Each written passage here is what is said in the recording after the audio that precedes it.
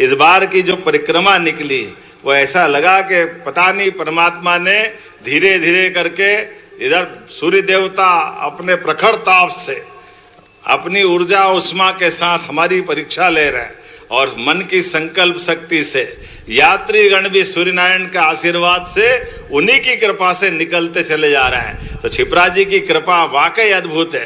तो मेरे साथ बोला माँ क्षिप्रा महारानी की। माँ गंगा का ये बेसिन, ये समूचा इलाका, चाहे क्षिप्रा जी हो चाहे गंभीर हो, ये सारी नदियाँ अंततः चंबल से यमुना, यमुना से गंगा जी में जाती है। ऐसे समय में हमारे द्वारा यहाँ चढ़ाया गया पुष्प भी अंततः गंगा सागर तक की यात्रा करता है और कितना अच्छा लगता है। हमारे लिए सौभाग्य की बात है आज गंगा दशहरे के यहाँ समापन के इस आयोजन में मैं हूँ और मुझे इस बात की प्रसन्नता है माँ सरयू के किनारे विक्रमादित्य ने भी जो 2000 साल पहले भगवान श्री राम के धाम के अयोध्या के अंदर देवस्थानों का जो उस समय का सुंदर संयोजन किया गया था, जिसको 500 साल पहले आक्रांताओं ने समाप्त किया। लेकिन मुझे इस बात की प्रसन्नता है यशस्वी प्रधानमंत्री ने सुप्रीम कोर्ट के निर्णय के बाद उस अयोध्या का वापस मान बढ़ाते हुए सनातन संस्कृति की धारा को आलोकित किया है। तो हम सब बोले जय जय श्री राम। और केवल भगवान राम का धाम नहीं, बाबा महाकाल का महालोक का भी आनंद 2022 के बाद जिस प्रकार से दुनिया भर के लोग दौड़ते हुए उज्जैन की तरफ आ रहा है। उज्जैनी उत्कर्ष की नगरी, उज्जैनी वैभव की नगरी, उज्जैनी हमारे सभी प्रकार के सर्वगुण अलग अलग प्रकार की विधाओं के आधार पर सदैव हर काल में जिसका कभी अंत नहीं हुआ, ऐसी अवंतिका जिसका आदि न अंत। और ये 7 पवित्रतम नगरियों में से एक अयोध्या, मथुरा, माया, काशी, कांची, अवंतिका, पुरी, द्वारावतिश्चैव सप्तैते मोक्षदायिका, ये मोक्ष देने वाली नगरियों का समय है। ऐसे में अभी 2-4 दिन पहले ही हम सबको मालूम है यशस्वी प्रधानमंत्री ने सोमनाथ पे आक्रमण के 1000 साल को स्मरण करते हुए हमारे धर्म को कुचलने की मानसिकता को हमारी सनातन संस्कृति की धारा ने कुचलते हुए वापस आसमान से बात करते हुए सोमनाथ का ध्वज फिर लहरा रहा है। हम सबके लिए सौभाग्य की बात है। हमारे 12 ज्योतिर्लिंग में से पहला ज्योतिर्लिंग भगवान सोमनाथ का आज आकाश से बातें करते हुए, और भगवान की दया है। वैसे तो गुजरात पे भगवान ने विशेष कृपा की। गुजरात बिना तो गोपाल कृष्ण भी द्वारकाधीश का उतना आनंद नहीं दिखा पाए थे।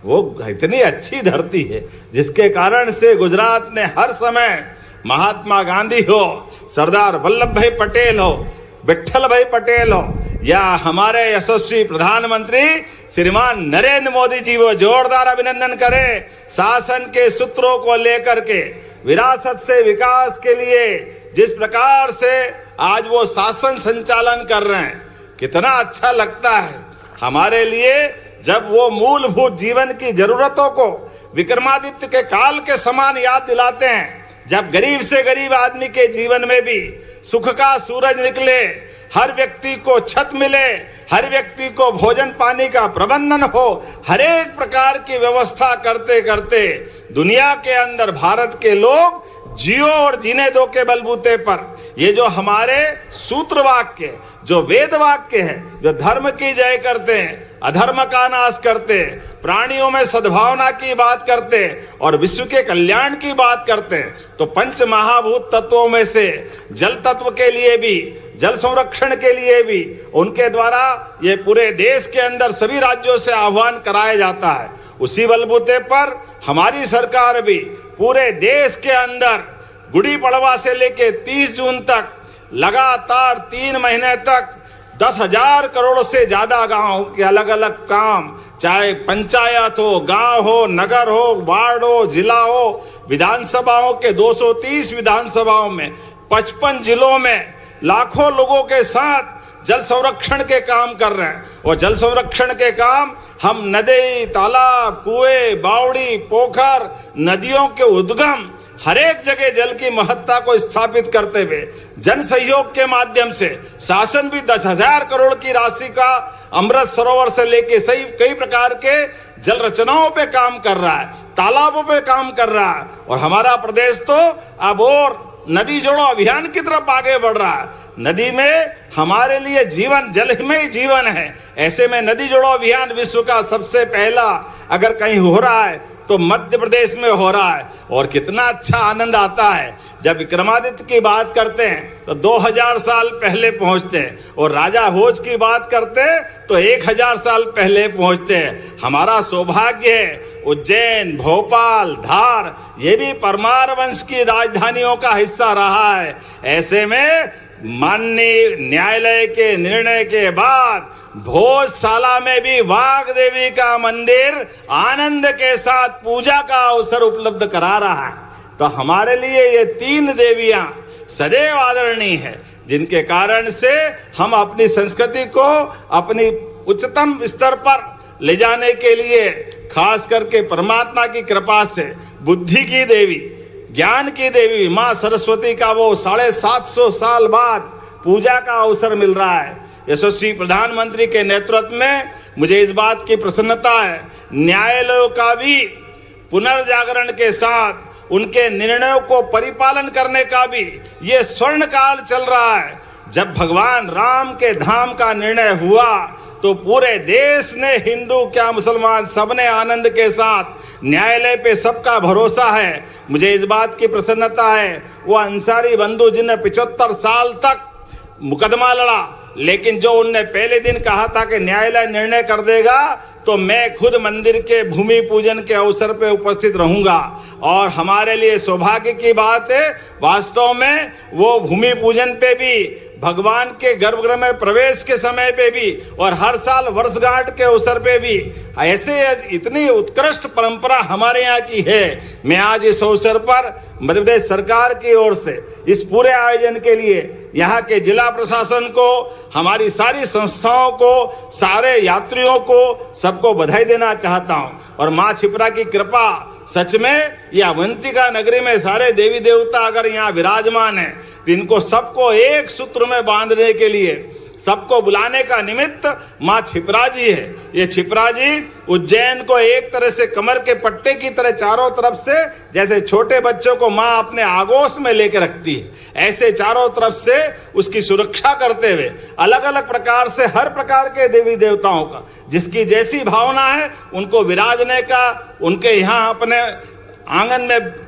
उज्जैनी में मौका देती है। इसलिए जहां हम बात कर रहे हैं ये उत्तर वाहिनी है, जहां सात्विक पूजा का अपना महत्व है। जब पूरब वाहिनी हो जाती है तो काल भैरव, गढ़कालिका, विक्रांत भैरव, ये तांत्रिक पूजाओं का, जब बंगाल से लेकर हमारी गंगा जी की धारा की जो पवित्रता है, उस तरह के जिनको अपने मन में भावना है, श्रद्धा है, उनको पूजा के लिए वो मौका देती है। पितरों के तर्पण की, खगोल की बात, हर एक प्रकार से माँ ने अपना घुमाव देते देते हर एक को आकर्षित करने का मौका दिया है। ऐसी बहुत सारी बातें तो है, लेकिन सच में हमारी माँ त्रिवेणी से लगा करके सांदीपनी आश्रम से होते हुए जो सिद्धनाथ तक जाती है।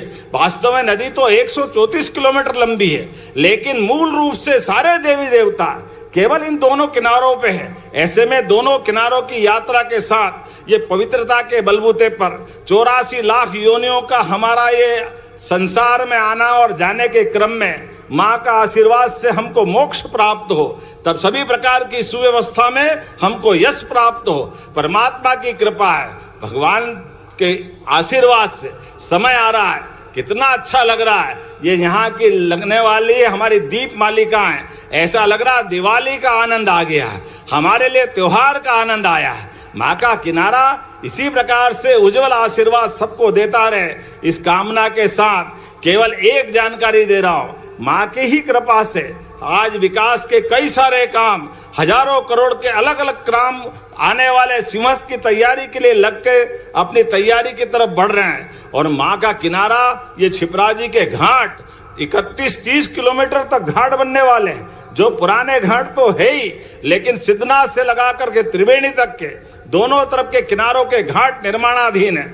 और आगे बढ़ करके नदी जोड़ो अभियान के बलबूते पर मां क्षिप्रा के जल में सिंहस्थ का होना ये 1967 में आखिरी बार हुआ था, लेकिन 80 के बाद से 80, 92 और 2004 तक मां गंभीर के जल से स्नान हुआ था।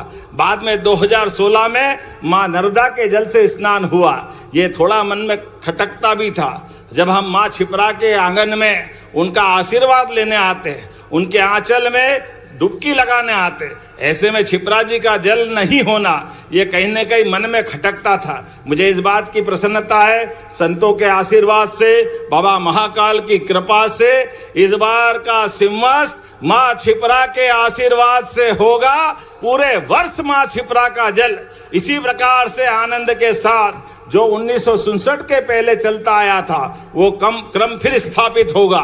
इसलिए हमारे पास ऐसे बहुत सारे प्रबंध चल रहे हैं जिनके बलबूते पर ये विकास के नए कीर्तिमान बनेंगे। लेकिन आज एक बार फिर मैं मंदिरों की घंटी की आवाज के साथ हमारा रोम रोम में रोमांच भी आ रहा है और भगवान का आशीर्वाद भी मिल रहा है। आज यहाँ इस किनारे पर समापन के साथ हम सब महाराज जी का आशीर्वाद भी चाहते हैं और स्वर गंगा की लहरियां अब यहाँ प्रारंभ होगी, जिसके भरोसे से ये सांस्कृतिक संध्या धन्य होगी। मेरी अपनी ओर से एक बार फिर आप सबका वंदन, अभिनंदन, प्रेम से बोलेंगे महाकाल महाराज की, नर्मदे क्षिप्रे महारानी की, गोपाल कृष्ण भगवान की, सभी संतों की, सभी तीर्थ यात्रियों की, उज्जैन वासियों की बहुत बहुत धन्यवाद। भारत माता की जय। परम सम्मानी से निवेदन करूंगा कि हमारी सुप्रसिद्ध लोक गायिका मैथिली ठाकुर यहाँ आ चुकी है, उनके सत्कार करने के लिए मैं आपसे निवेदन कर रहा हूं।